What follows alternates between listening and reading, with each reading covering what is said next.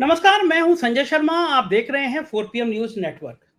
हम सब लोगों में से बहुत सारे लोग ऐसे हैं जो ज्योतिष मानते हैं, ज्योतिषियों की बात जानते हैं और बहुत सारे लोग ऐसे हैं जो ज्योतिष नहीं मानते। तो मैं ये शो शुरू करने से पहले हमेशा कहता हूं कि अगर आपका ज्योतिष में यकीन हो तो आप इसको देखिए, ना हो तो बिल्कुल मत देखिए। मेरा खुद का यकीन है, इसलिए मैं ये शो करता हूं।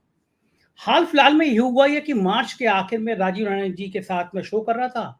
उन्होंने मुझसे कहा कि भारतीय जनता पार्टी की जो जन्म पत्री है उसके ग्रह इतने खराब हो गए हैं, इनके कुछ नेताओं को कैंसर का योग हो और कुछ की डेथ हो सकती है।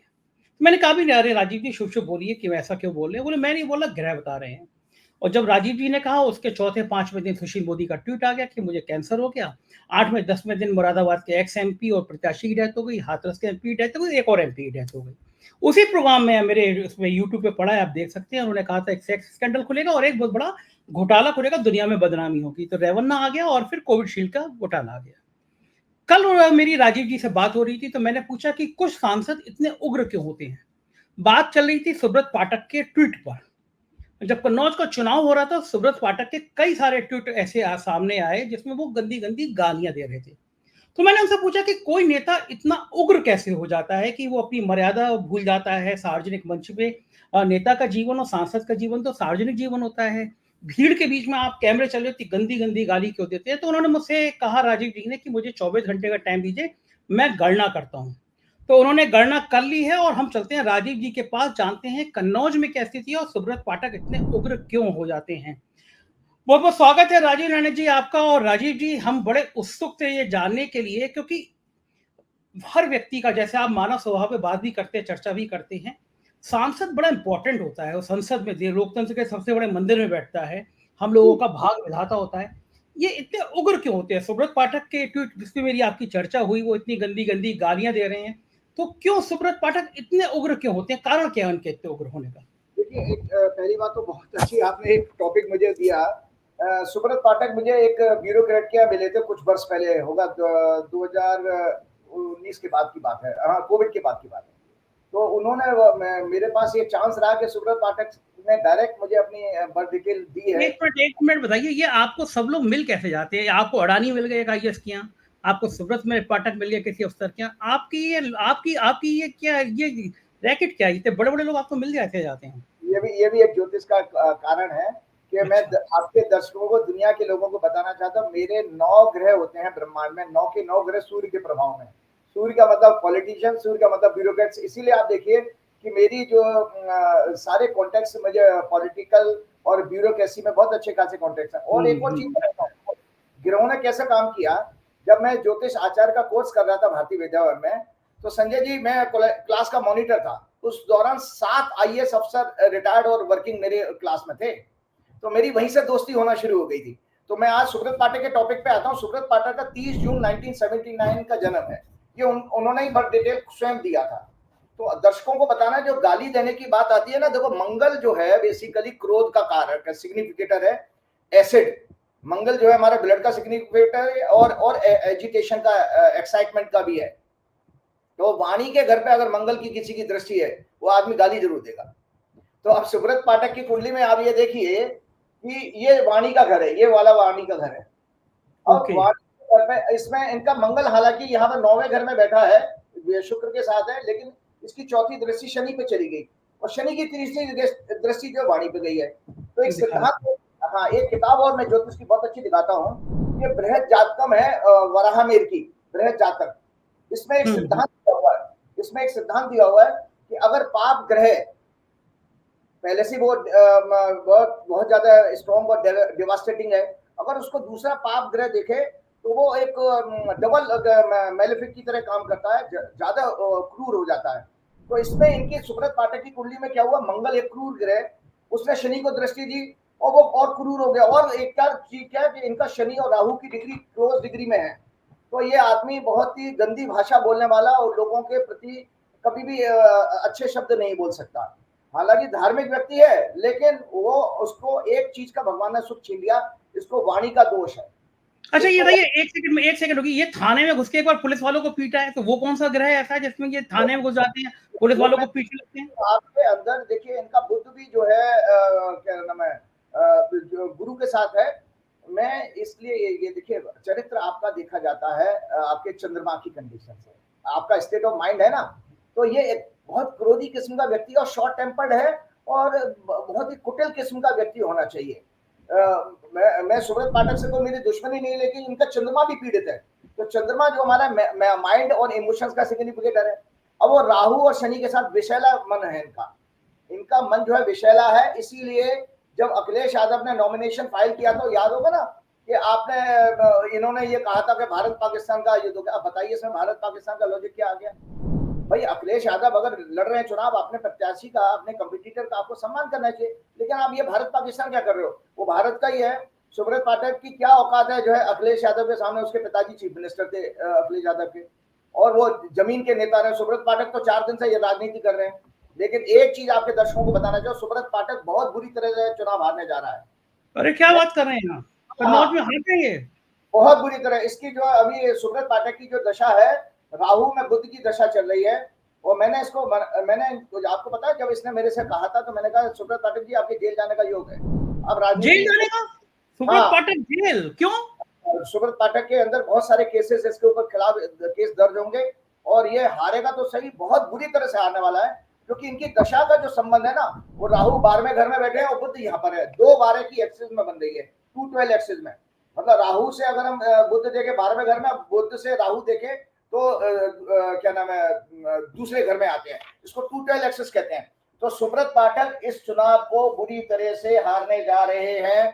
सुब्रत पाठक लिख लें। और इसके लिए मैं ये चैलेंज करता हूं ज्योतिष का आधार पर, गणना के आधार पर, कि नरेंद्र मोदी क्या, अमित शाह क्या, किस किस ने चुनाव किया है क्या, किस अरे अमित शाह ने दावा किया, क्या बात कर रहे हैं? अमित शाह ने आके कहा लिख के रख लो अखिलेश यादव चुनाव हारेंगे। मतलब तो मैं अमित शाह का कहना कुछ नहीं मानूं, आपका कहना मानूंगा। आज आप ही के चैनल पे बहुत बड़ी बात कर, अमित शाह उल्टे लटक जाए 12 साल पीपल पर, और जो भी प्रचार करने वाले उल्टे लटक जाए, तो भी इसके फल को बदल नहीं सकते कि इस व्यक्ति को चुनाव हारना ही है। क्योंकि ज्योतिषी गणना 12वें घर से संबंध बना रही है। 12वां घर नाना प्रकार के व्यय और नाना प्रकार का, अनेक प्रकार का जो ह्यूमिलेशन है, अपमान है, वो 12वें घर से देखा जाता है। तो ये व्यक्ति तो जीतेगा। अच्छा, जेल जाने का योग क्यों है फिर इनका? ये जेल क्यों जाएंगे? वो कौन सा ग्रह है? मैंने आपको आपके प्रोग्राम में बताया ना, 12वां घर जेल का होता है।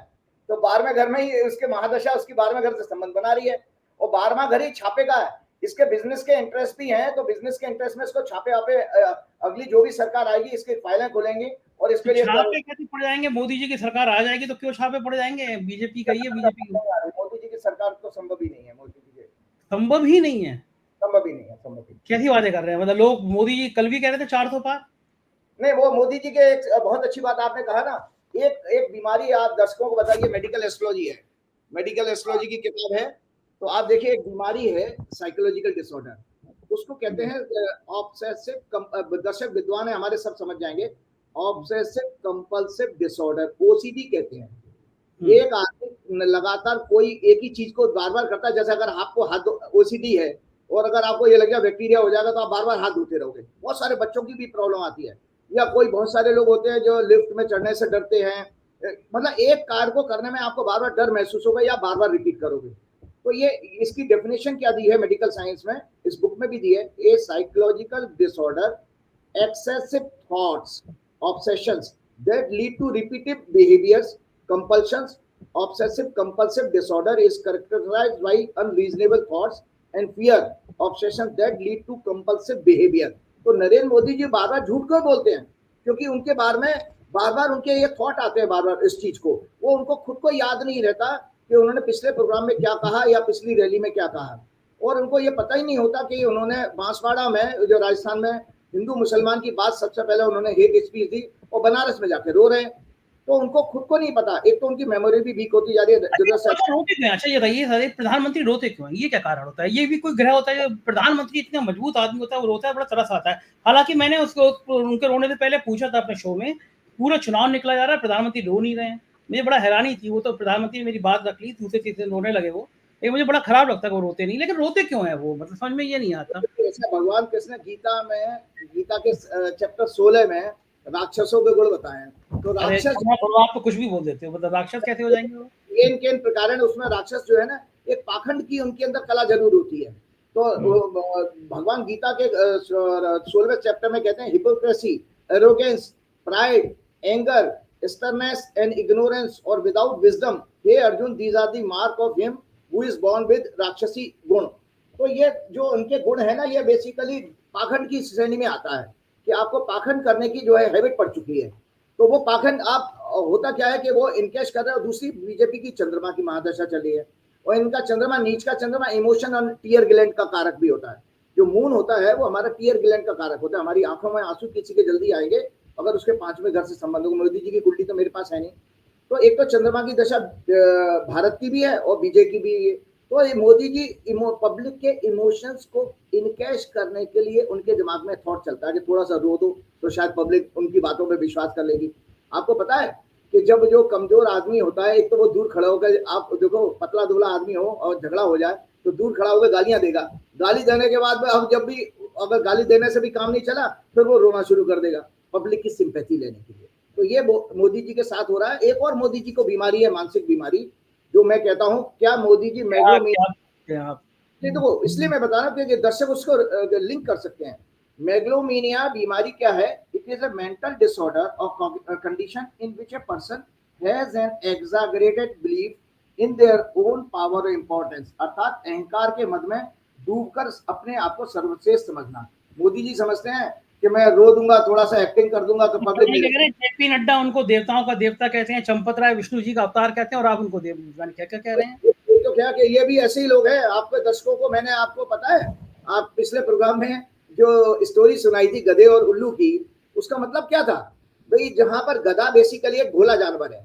गधा बेचारा गंदा इंसान नहीं होता, याद रखिएगा. वो धोबी उसके ऊपर कितना ही वजन लाद दे फिर भी वो अपनी ड्यूटी पूरी करता है. लेकिन बेचारे को भगवान ने एक चीज नहीं दी, विजडम. उसको अच्छे बुरे का ज्ञान नहीं होता. तो 2014 में पब्लिक की एक बेसिकली इमोशनल गधे की तरह से हालत हो गई थी. उसके बाद 2 उल्लू आए. वो उल्लू आकर के उसको रास्ता दिखा रहे हैं. तो 2014 में वो भ्रष्टाचार की जो अंधेरापन आ गया था कांग्रेस के खिलाफ, जो बनाई गई थी हवा, उसमें वहां तक तो ठीक था. लेकिन उसके बाद जब आप 2014 के बाद आपसे मांगे गए 60 महीने, और 60 महीने में मतलब वो रात्रि का समय, जो स्टोरी में मैंने बताया कि वो तब तक निकल गया. आपने कहानी सुनाई थी, याद होगी दर्शकों. लेकिन अगर अमित शाह ने आज आपकी बातें सुन ली ना तो बस आपका इलाज पक्का. इसलिए बात बता रहा हूँ कि ये देखिए, दर्शकों को ये देखना चाहिए कि जिस तरह से उसमें गधे को उल्लू ने बार बार मिसगाइड किया, तू लेफ्ट हो जा, राइट हो जा, और आखिरकार बेचारे. तो यही चीजें हो रही हैं. तो आपको 400 पार का नारा दिया जा रहा है. फिर वो अच्छा, लेकिन पत्रकार ऐसा क्यों करेंगे? अभी इंडिया टीवी पे दिखा रहा था, वो पत्रकार कह रहे थे आपके घर की बत्तखें जो हैं उन बत्तखों में से आवाज आ रही है 400 पार. मोदी जी कह रहे थे रेल की पटरियों में से आवाज आ रही है 400. तो रेल की पटरियों बत्तख झूठ थोड़ी ना बोलेंगी. आप ऐसी बातें कर रहे हैं. वही तो मैंने कहा कि वहां तो एक ही उल्लू की कहानी थी, यहाँ तो बहुत सारे उल्लू दिखाई दे रहे हैं. ये बेसिकली आपको पता है कि बार बार जो कभी मंगलसूत्र की बात करेंगे और कितनी हास्यास्पद बात करते हैं अमित शाह जी कि वो आप कहते हैं कि हम पीओ को वापस ले लेंगे. अरे भैया, पीओ के वापस लेने की किसी की हिम्मत नहीं है. आप देखिए आपके रूस जैसे कंट्री का बुरा हाल हो गया. आज 2 साल से युद्ध करने के बाद भी यूक्रेन का बाल बांका नहीं कर पाया वो. और कल के अखबार में ये न्यूज थी कि रूस जो है समझौता करने के लिए तैयार है. आरएसएस वाले और बीजेपी वाले नेतन्याहू के ऊपर, इजराइल के नेतन्याहू के ऊपर बड़ी मूंछों पे ताव देते थे. वो 7 महीने से उलझा पड़ा है और हमास का कुछ नहीं बिगाड़ पाया. अपने क्या नाम है, नागरिकों को छोड़ा तो पाया नहीं है. तो ये क्यों झूठ बोलते हैं? तो ये बेसिकली उल्लू की तरह से जनता को गुमराह कर रहे हैं. और जनता को मैं ये कहूंगा कि कृपया करके आपकी स्थिति वो नहीं होनी चाहिए जैसे वो नदी में गिर करके गधा मर गया. सुना आपने, कन्नौज, पूरे देश में सबकी निगाह कन्नौज में. अमित शाह जी कह के गए कि कन्नौज में तो अखिलेश यादव हार रहे हैं. और ये हमारे जोशी जी है, ये कह रहे हैं सुब्रत पाठक बुरी तरह हारेंगे नहीं, जेल जाएंगे. अब बताइए आप अमित शाह की बात माने या फिर इनकी बात माने, फैसला आप पे है. बस हम इतनी रिक्वेस्ट करेंगे, चैनल को ज्वाइन कीजिएगा, सब्सक्राइब करिएगा और कैसी लगी बातचीत बताइएगा जरूर. शुक्रिया, थैंक यू.